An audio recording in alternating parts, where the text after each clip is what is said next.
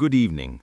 We return to you from What to Watch and What to Listen to, with a special episode that touches on the historic moment when the situation remains mixed.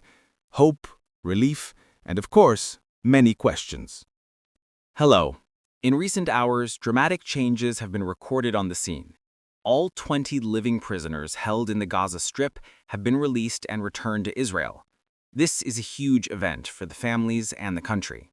The images of the moment when the prisoners arrive at the landing, the families coming to receive them, this is a moment of great relief that we were not sure would happen.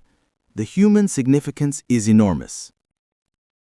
But alongside the joy, there is also severe pain.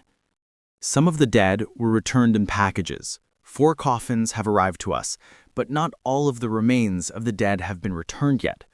The process of identifying and returning the bodies is a long and arduous one, and the ICRC warned that it would take time. Unfortunately, not everything went according to plan.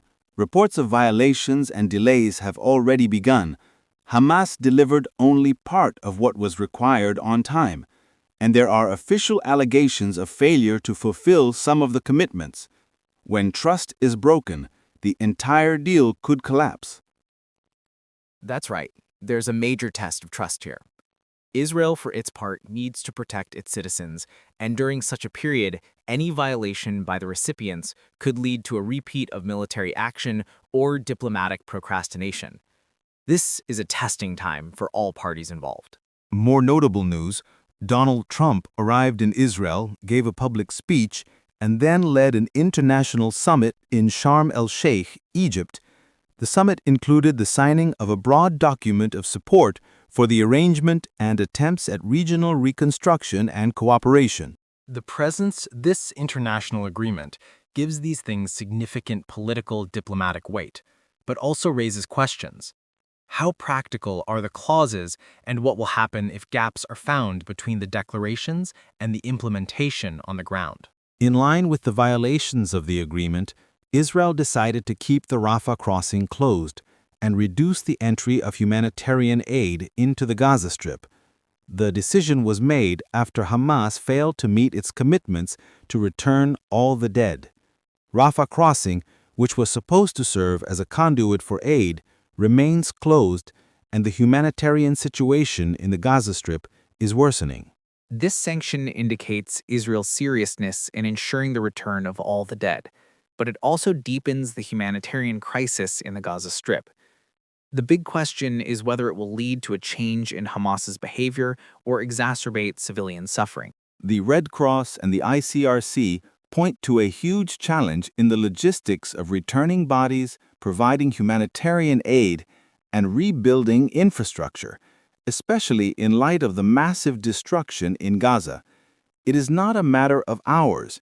It is a process that takes weeks and months. The Rafah crossing and other regulated and restricted routes, that is, the entry of aid, the construction of infrastructure, and rehabilitation, all of these need to be regulated at the international level.